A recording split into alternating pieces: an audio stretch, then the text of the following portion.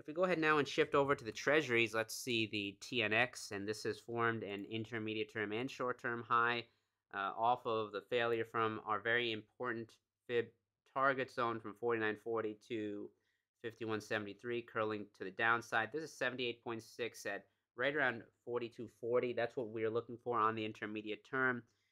There is a dominant low that is through 1218 to 129, so likely only a series at this point of lower highs and lower lows that are in play here in TNX. Shift over to the daily. Now, first thing I want to highlight is we were looking for first as a warning sign of a cycle high, a move through that 78.6 at 46.30, and then we were looking for a close below this low at 45.32.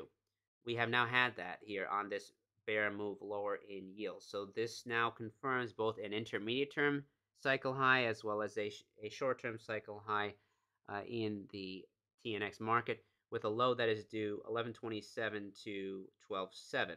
On the downside, we have a zone from right around 44 to 42.48 or so.